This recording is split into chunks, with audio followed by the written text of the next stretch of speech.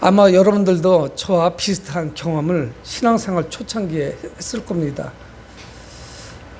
교회에서만 사용하는 전문적인 기독교 용어들이 그냥 쉽게 사용이 됩니다.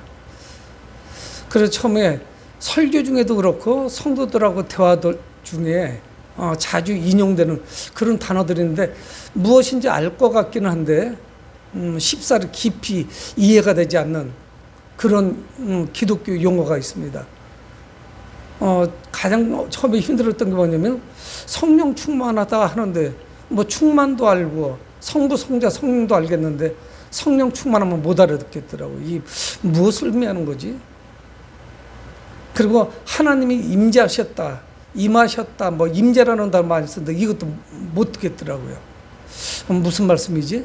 뭐 그런 것이 상당히 많아요. 우리는 그냥 일상적으로 특히 이제 목사님들이 설교할 때 이게 이제 그런 단어들이 입에 배서 아주 습관적으로 나옵니다. 그리고 아차, 좀 더 쉬운 말로 알아듣기 쉽게 이야기를 했어야 되는데 이건 못 알아듣겠구나. 그리고 또 할렐루야.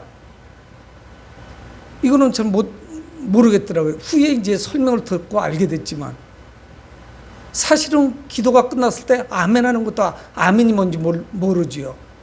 근데 이거를 조직적으로 처음부터 잘 설명해서 이렇게 해서 예배 참여하면 참 좋은데 그게 쉽지가 않습니다. 그래서 이제 오랜 경륜이 쌓여지면서 이제 교회에서 사용되는, 주로 바깥에서는 별로 사용되지 않는, 교회 안에서만 통용되는 그런 단어들, 또 기독교적인 용어들, 성경에 나오는 많은 수많은 단어, 뭐 이런 것들을 우리가 이제 조금씩 깨닫게 되고 믿음이 더욱더 깊어집니다. 또 때로는 찬양합시다 하는데 찬양하자는 게 저 뜻이 의미가 맞는 것인지. 오늘 시편 33편은 지난 2월에 설교했던 32편과는 이렇게 짝이 맞는 그런 시편입니다. 여러분, 그래서 오늘 33편에서도 찬송을 말씀합니다. 그래서 찬양이 있고 찬송이 있고 이거 구분하기가 쉽지 않죠. 찬양은 뭐고 찬송은 뭔가? 그리고 대다수 성도님들은 찬송, 노래하다는 의미가 송자에 있으니까 어떻든 하나님께 노래하는 것은 찬송이고 찬양은 그럼 또 뭔가? 찬양합시다 그러고서 노래를 부르기도 하거든요. 찬송가를 부르기도 하죠. 그런데 사전적인 의미는 이 찬양을 아름다움이나 훌륭함 따위를 기리고 높이는 것, 위대하심을 높여드리는 것을 찬양이라고 그래요. 그럼 찬송은 뭐라고 하느냐? 하나님의 은혜를, 찬송이라고 할 때는 꼭 하나님이 붙어요. 그래서 하나님의 은혜를 기리어 찬양함. 여기 기리어 찬양함? 알쏭달쏭하죠. 알 것 같기도 하고 모를 것 같기도 하고. 어떻든 찬송이나 찬양은 하나님을 높여드리는 행위를 찬송 또는 찬양이라고 합니다. 그래서 이것이 꼭 늘 구별돼서 사용되지는 않았어요. 함께 이것이 사용이 됩니다. 그래서 찬송이나 찬양 거의 유사한 의미를 가지고 있죠. 하나님을 높이는 모든 행위. 그래서 우리는 곡조가 있는 거, 어떤 반주에서 하나님을 노래하는 거, 이것만 찬양이라고 할 수는 없습니다. 근데 중요한 사실은 뭐냐면 우리는 누구를 찬양하고 찬송할 것인가?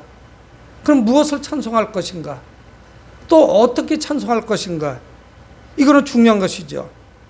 그래서 우리는 하나님께 받은 그 은혜, 하나님께를 향한 나의 그 감사함, 이것을 찬양합니다. 감사로 우리 입술을 통해서 내 마음을 통해서 하나님께 쏟아지는 모든 것, 이것을 또는 감사 또는 찬양이라고 할 수 있겠죠. 내가 만났던 그 하나님, 그 고백이 찬양으로 나오는 것입니다. 오늘 시편 33편은 누가 썼는지는 잘 모르겠어요. 그런데 32편에는 다윗의 맞쓰길 이렇게 되어 있죠. 그래서 33편을 다윗이 쓴 것이 아닌가 하는 이야기를 합니다. 그러면서 이 33편 1절에서 22절까지 쭉 읽어보면은 전쟁의 이미지가 한 3절쯤 나와요. 그래서 이 시편을 쓴 기자가 누군지는 정확히 알 수는 없지만 표지에 기록되어 있지는 않지만 이 사람이 전쟁을 치르고 나서 또는 싸움을 하고 나서 승리한 이후에 이 시편을 썼구나 하는 것을 알 수가 있습니다. 전쟁에서 승리한 이후에 기록한 그런 찬양이에요. 근데 오늘 시편 기자는 하나님의 백성들을 향해서 찬양으로 인도합니다. 그래서 오늘 1절에 너희 의인들아 여호와를 즐거워하라 찬송은 정직한 자들이 마땅히 할 바로다 말씀합니다. 아마 여기 나오는 의인들이나 정직한 자들은 하나님의 백성이야 하나님을 고백하는 자들, 하나님의 성도들, 하나님의 선택된 백성들을 의미합니다. 그래서 그들을 찬양으로 인도하는 거예요. 그래서 그들을 향해서 찬양할 것을 명령합니다. 찬송할 것을 말씀해요. 그래서 오늘 저는 설교하면서 찬송과 찬양이라는 단어를 번갈아 사용을 하게 될 것입니다. 그러니까 하나님을 즐거워하며 찬양하라는 거예요. 여러분, 그래서 이 시편은 특히 우리가 알아야 될 것이 뭐냐면 특히 시편은 하나님을 노래하고 있는데 크게 나누면은 두 가지라고 할 수가 있습니다. 하나는 감사시가 있고 하나는 뭐냐면 그 슬픔 가운데 하나님을 향해서 탄원하는 시가 있어요. 여러분, 우리 인생이 그렇잖아요. 즐거움만 있는 것은 아닙니다. 정말 속상한 일이 있고 슬픔이 엄습을 해서 정말 스스로 해결할 수 없기 때문에 하나님께 호소하는 거죠. 그럴 때도 하나님께 노래하고 찬송합니다. 근데 이제 감사시는 개인적으로 감사시가 있고 민족적으로 전쟁에서 승리하거나 민족의 문제를 해결해 하나님이 주셨을 때 공동체 감사시가 있죠. 그런가 하면은 개인적으로 어떤 탄원시가 있고 민족적인 또는 공동체의 어떤 그 탄원시가 또 있고 슬픔의 시가 있습니다. 뭐 그에도 좀 더 세분할 수 있지만 그러니까 이것은 전천후로 우리가 하나님을 찬양할 수 있다는 것이에요. 여러분, 사람들의 이 즐거운 찬양은 기본적으로 우리가 구원받음에 대한 그 외침이에요. 부르짖음입니다. 여러분, 우리도 신나는 일이 있거나 즐거운 일이 생기면 콧노래가 나오지 않습니까? 노래를 부르죠. 흥얼거려요. 그것이 꼭 노래가 아니어도 됩니다. 하지만 기분이 좋고 상쾌해지면서 발걸음이 가벼워요. 그래서 어깨춤이 쳐지고 뭔가 좀 신나요. 역시 하나님 앞에서도 마찬가지라는 것이죠. 우리가 하나님의 백성이요 하나님의 은혜를 경험한 사람이라면 이 찬양은 뭐냐, 찬송은 뭐냐, 마땅한 것이라고 오늘 시편 기자는 우리에게 말씀하고 있습니다.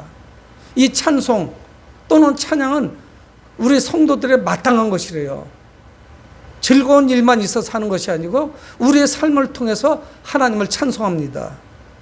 여러분, 우리가 찬송이 있으면요 우리가 긍정적으로 바뀌어요. 우울해지지 않습니다. 적극적으로 바뀌어요. 삶에 대한 어떤 소망을 찾게 돼요. 비관적으로 바라보지 않습니다. 이 찬양에는 깊은 의미가 있죠.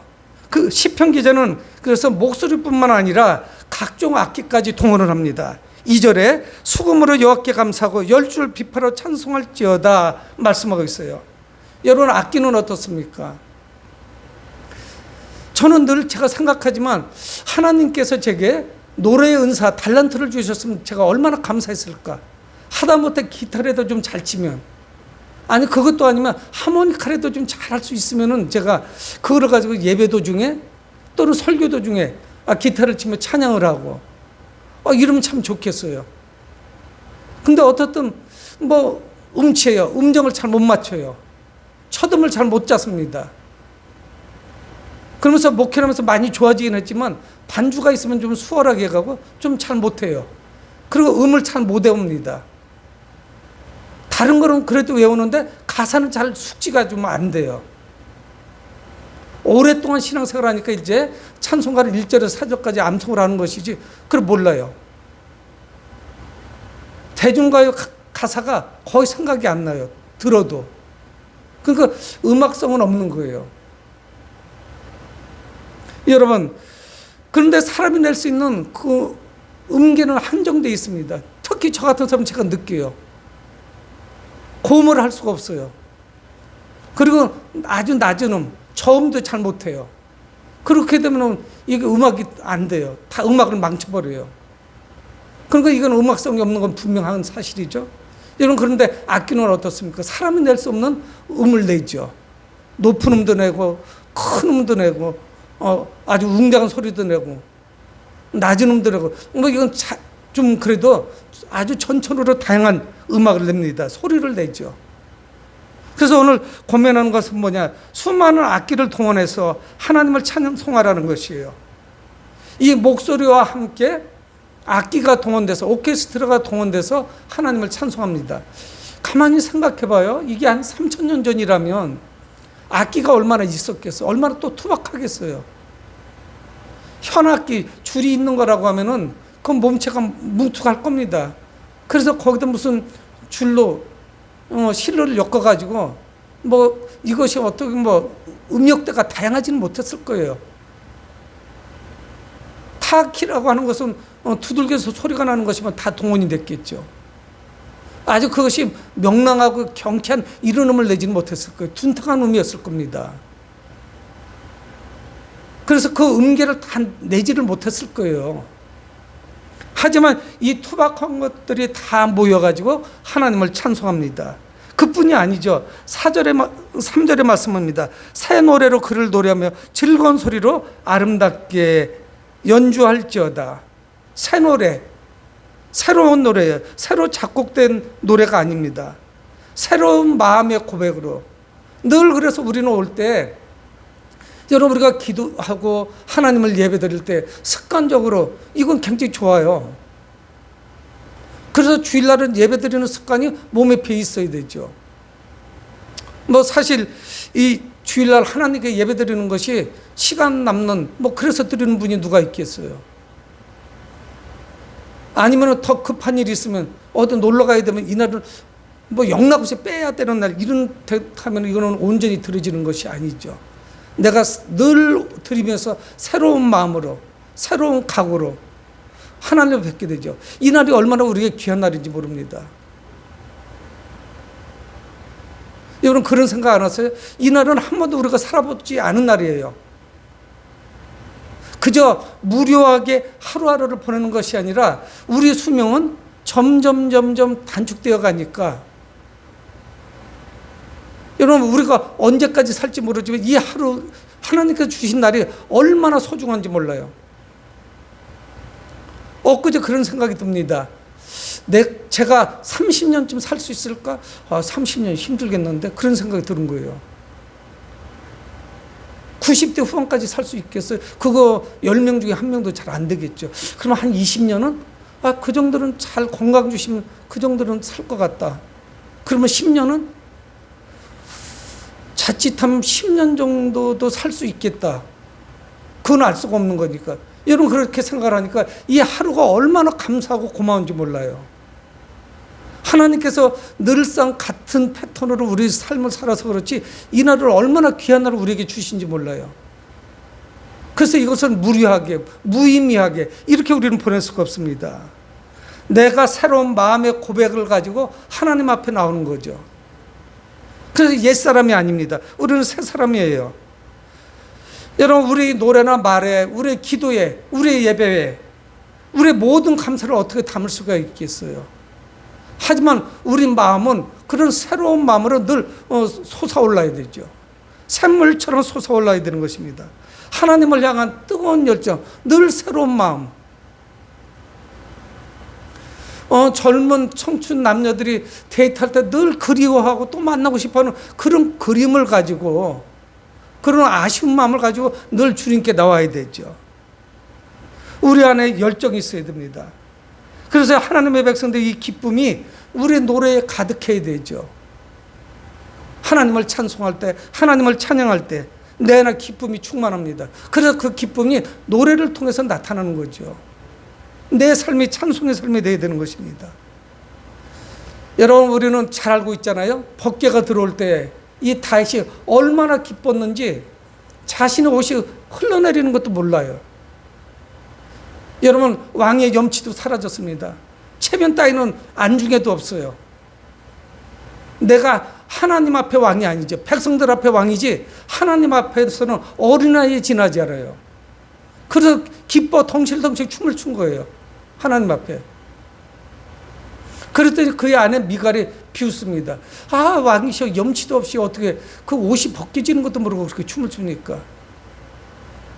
그것 때문에 그가 이후로 아이를 갖지 못해요. 아주 특별한 상황을 봅니다. 그의 태문을 하나님이 닫으시죠. 여러분, 우리는 기쁨으로 어떤 체면이나 부끄러움이나 채통 같은 거 따지지 않고 그것을 초월해서 하나님을 찬송하죠. 그러니까 우리 안에 늘 감사하는 마음, 기뻐하는 마음, 찬송하고자 하는 마음, 새 마음이 있지 않으면 우리는 하나님을 찬송할 수 없는 거예요. 여러분, 우리의 예배 이 자체도 찬송, 찬양 중에 일부 아니겠어요? 하나님을 높여드리는 것이니까. 여러분, 그래서 우리는 하나님을 향한 이 감사와 감격 가운데 살아야 됩니다. 늘 감사해야 돼요. 이것도 얼마나 하나님의 그 큰 감사인지, 이 정도 되는 것도 얼마나 큰 감사인지, 우리가 다른 사람들하고 비교하고 우리의 삶을 이웃과 비교하고 친구하고 비교하면 우리는 감사할 수가 없습니다. 찬송할 수가 없죠. 내 평생의 삶 속에서 찬양이 자연스럽게 흘러나오는 삶, 이런 삶을 우리가 살아야 됩니다. 그런데 이 시편 기자는 우리에게 말씀해요. 그 찬송으로 우리를 인도하면서 왜 우리가 찬송을 해야 되는지, 우리가 왜 하나님을 찬양해야 되는지 그 이유를 알아야 되지 않겠어요? 근데 그 찬양하는 이유가, 찬송하는 이유가 하나님의 그 성품하고 연결이 돼요. 하나님의 성품이 있습니다. 그래서 오늘 성경의 4절에 여호와의 말씀은 정직하며 하나님의 말씀은 정직하다는 거예요.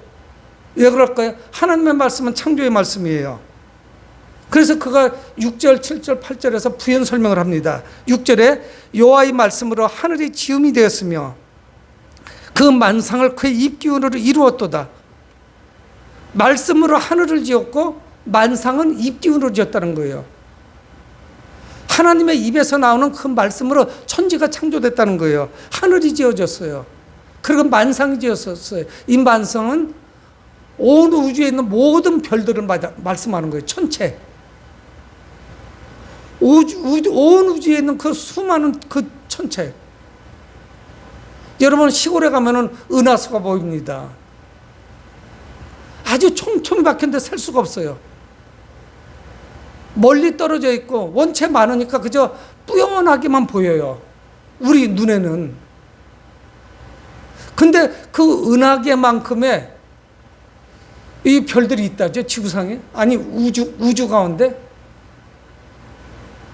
그 별들이 모여 있는 거를 은하계 뭐 이런 식으로 이름하지. 별 하나하나가 아니에요.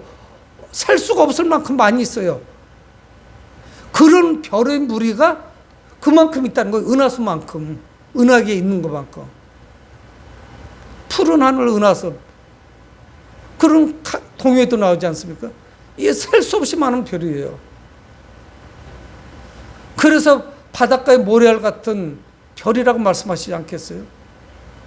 수많은 것들 셀 수가 없는 거예요. 근데 하나님은 그 말로 입기운으로 천지를 창조하셨습니다. 7절에 그가 바닷물을 모아 무더기같이 쌓으시고 깊은 물을 곳간에 두시도다. 하나님은 천지를 창조하셨는데 노동하지 않으셨어요. 일하지 않으셨어요. 재료가 있지 않았어요.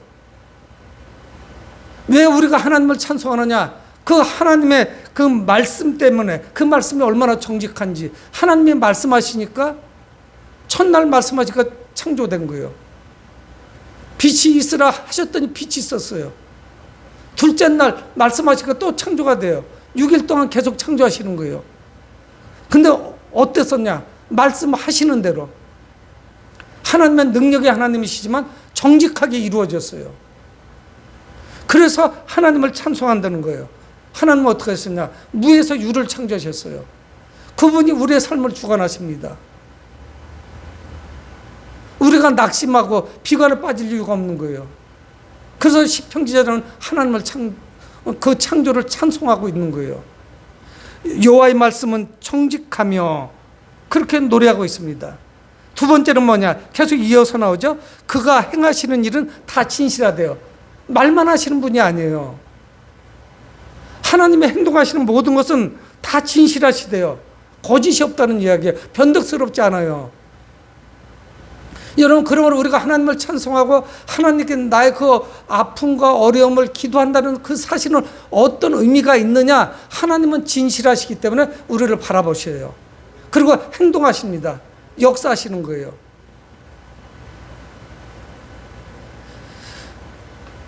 언약의 하나님이십니다. 말씀하신 것을 지키세요. 거짓말하시지 않습니다. 그 언약은 반드시 지켜요. 그리고 그 계획은 반드시 이루어져요. 하나님이 아직 이루어지지 않았지만 말씀하신 것은 분명히 때가 되면 이루어져요. 그래서 하나님은 진실하시다. 그래서 우리는 어떠냐? 하나님을 100% 신뢰하셔도 돼요. 내가 하나님을 100% 신뢰한다는 거, 이거 쉽지가 않죠. 우리는 그런 믿음으로 주님께 나와야 돼. 그리고 찬송하셔야 됩니다. 세 번째는 뭐냐? 하나님을 찬송하는 이유가 5절에 그는 공의와 정의를 사랑하시며. 여러분, 우리가 시편을 보지만 그렇게 쉽고 단순하지는 않죠? 하나님은 공의와 정의, 늘 공의와 정의가 이렇게 짝을 이뤄서 나와요. 설명하기 쉽지 않아요. 공의와 정의라는 건 뭐예요? 쉽게 말씀드려서 공평하다는 뜻이에요. 불의하지 않다는 거예요. 편파적이지 않다는 것이에요. 여러분, 그래서 하나님으로부터 나오는 것은 다 그분의 인격이에요. 성품이에요. 여러분, 우리의 성품은 어떻습니까? 아무리 선한 사람도 마음이 여러 번 요동쳐요. 그래서 자주 바뀝니다. 자기의 유익이 있으면 그 길로 가요. 조금 자기가 신뢰를 잃어도. 그런데 하나님은 의로우세요. 공평하십니다. 그래서 우리는 하나님, 왜 이렇게 제가 기도하는 들어주시지 않으신가요? 왜 하나님이 이렇게 불공평하신가요? 왜 나쁜 사람들은 잘 되는가요? 그들의 불의함, 불공평함을 원망할 수가 없어요. 왜? 하나님은 공의와 정의를 가지신 분이니까. 근데 이것이 현재는 지금 불공평한 것 같아도 마지막에 우리 주님 다시 오실 때 최후 심판은 모든 것이 공평하게 다 이루어져요. 하나님의 보좌 앞에서는 불공평함이 없어요. 여러분, 우리나라는 무전유죄, 유전무죄라고 하잖아요. 돈이 있어서 돈을 많이 쓰고 변호사를 사면 우리는 문제 해결이 쉬워요. 여러분, 하지만 돈이 없는 사람들은 무능한 변호사를 사지도 못하고 국선 변호사를 이용하고 하면 우리는 번번이 재판을 해도 불리하게 진행될 수밖에 없습니다. 하나님은 어떤 분이냐? 공의와 정의를 사랑하시는 분이에요. 그래서 찬송한다는 거예요. 늘 공평하신 분이에요. 마지막으로 네 번째는 뭐냐면 5절 중반절에 세상에는 여호와의 인자심이 충만하대요. 이 세상 가운데는 충만한 것인데 그게 뭐냐면 하나님의 자비, 하나님의 사랑이에요. 하나님의 헤세드예요. 지난주에 설교할 때 말씀드렸죠. 불변하시는 하나님의 사랑, 이때만 헤세드라는 단어를 씁니다. 이 세상에 하나님의 사랑으로 가득하대요. 이 피조 세계 가운데. 왜? 하나님이 우리를 사랑하셨기 때문에 이 모든 것을 만들어 주신 거예요. 얼마나 감사한지 몰라요. 어제 TV를 잠시 보니까 세계에서 제일 높은 산이 나와요. 8,848m로 제가 그 산을 알고 있어요. 에베레스트 산. 근데 그 산에 그 거의 정상 올라가는 데까지 쓰레기 산인 거예요. 텐트 치고서 다 버리고 가고 뭐 해서 온갖 쓰레기를 그 높은 산에 엉망인 거예요. 치울 도리가 없어요. 하나님이 아름답게 창조하셨는데 이 네팔 정부가 지금 잘못하고 있는 거예요. 그 등산에 등산 허가를 내줄 때 1,400만 원 때문에 막 허가를 내주는 거예요. 여러분, 우리가 언젠가 그 사진을 보면서 며칠 전에 깜짝 놀랐잖아요. 그 정상에 가려고 사람들이 무슨 소풍인 것 같아요. 줄 서 있어요. 쭉 저 밑에까지. 여러분, 그 산이 보문산이 아닙니다. 여러분, 저는 보문산을 등산해봤지만 등산도 아니죠. 뭐 하루에 2번 올라간 적도 있는데 거기 줄 서서 올라가는 곳이 아니에요. 드문드문 가요. 근데 세계에서 가장 높은 산이 쓰레기처럼 치울 도리가 없어요. 사람을 안 올려버려야지. 여러분, 하나님께서 본래적으로 우리에게 창조해서 주신 거는 얼마나 감사한지 몰라요. 부족함이 없어요. 여러분, 무슨 공기를 정화합니까? 물을 걸러서 먹어야 돼요. 하나님은 그런 게 없어요. 북극의 얼음이나 남극의 얼음은 아주 청정수예요. 우리가 다 오염시킨 거죠. 그러니까 이 세상에는 하나님의 그 헤세드, 인자하심, 긍휼히 여기심, 사랑하심이 가득한 거예요. 그것이 가득해요. 그것을 느끼기 때문에 하나님을 찬송하는 겁니다. 변하지 않는 그 사랑. 여러분, 그 하나님께서는 그 세상을 창조하시고 지금까지 유지시키세요. 그래서 우리도 그 피조물 중에 한 구성원으로 이 땅을 살아가는 거예요. 여러분, 이 땅의 주인이라고 우리가 생각하니까 다 뭉개버리는 거예요. 산도 하나님이 만들어 주셨더니만 다 밀어버리고 거기다 아파트 짓는 거예요. 그래서 점점 자연이 망가지고 있는데 환경이 나빠지네, 우리끼리 얘기하는 거예요. 다 덮어버리는 거예요. 여러분, 갯벌까지도 다 흙으로 메워가지고 아파트를 집니다. 그 갯벌이 주는 이익이 얼마나 큰데 지금 실수하고 있는 거예요. 여러분, 그래서 오늘 시편 기자는 8절에 온 땅은 여호와를 두려워하며, 여호와를 두려워하라는 거예요. 말씀으로 천지를 창조하신 하나님을 두려워하며 세상의 모든 검들은 그를 경외할지어다. 우리를 하나님을 경외할 것을 말씀합니다. 하나님을 경외하는 것 중에 우리가 하나님을 찬송하는 거죠. 굳이 구분할 이유도 없겠죠. 하나님을 경외하는 사람이 찬송할 것이고, 찬송한다는 것은 이미 경외하는 것이죠. 여러분, 하나님을 우리가 인식할 때, 하나님이 계시다는 것을 내가 인식할 때야만 하나님을 찬송할 수 있어요. 하나님은 살아계시구나. 하나님은 오늘도 두 눈을 부릅뜨고 우리를 바라보고 계시구나. 이 피조 세상의 주인이 내가 아니고 하나님이시구나 하는 것을 깨달을 때 우리는 찬송할 수 있어요. 그때 내가 찬양할 수 있습니다. 꼭 곡조 있는 노래만 부르는 것이 아니에요. 내 마음으로, 새 노래로, 믿음으로, 예배로 하나님을 찬송하고 찬양할 수 있죠. 결국 하나님의 주권에 도전하면은 그 모든 행위가 찬송을 빼앗아가요. 여러분, 그래서 세상이 삭막해지는 거예요. 범죄로 가득한 것입니다. 그러면서 이 시편 기자는, 문명의 기자는 우리에게 말씀하고 있어요. 창조에서부터 이스라엘 역사를 통해서, 창조뿐만이 아니라 이스라엘 역사를 통해서도 하나님이 어떻게 일하셨는지, 내 삶을 통해서도 하나님이 어떻게 역사하셨는지, 내가 하나님을 믿고 나서 하나님은 나와 어떻게 동행해 주셨는지, 이걸 말씀하고 있습니다. 하나님의 능력은 창조에도 나타났죠. 오늘 성경은 증거하고 있습니다. 그런데 역사에서도 나타났어요. 우리의 역사는 하나님의 손길을 말씀하고 있습니다. 그래서 10절에 여호와께서 나라들의 계획을 폐하시며 민족들의 사상을 무효하게 하셨다. 여러분, 세상의 역사가 힘 있는 자들의 역사가 아닙니다. 여러분, 우리는 생각할 때 힘 있는 자들, 여러분, 우리는 지난주에 속상했어요. 중국 대사가 우리 대한민국을 얼마나 얕봤으면 그렇게 무리하게 행동하는지 우리는 봤습니다. 뭐 원인 제공도 있겠죠. 자꾸 우리가 미국 쪽으로 줄을 서는 것 같으면 그렇게도 했겠죠. 참 곤란합니다. 여러분, 근데 성경 뭐라고 말씀하냐면요, 강대국이기 때문에, 힘이 있기 때문에 역사를 주도한다, 이렇게 말씀하시지 않아요. 여러분, 강대국 가면 얼마나 갔어요? 중국 역사를 보시기 바랍니다. 중국 역사에 500년 간 나라가 없어요. 여러분, 우리 한반도는 지정학적으로 매우 불리한 그런 곳에 위치하고 있어요. 반도예요. 그래서 저 대륙에서 섬을 점령할 때는 반도를 와야 돼요. 그럼 우리를 치는 거예요. 일본 외국은 저 대륙을 칠 때 반도를 거쳐서 올라가야 돼요.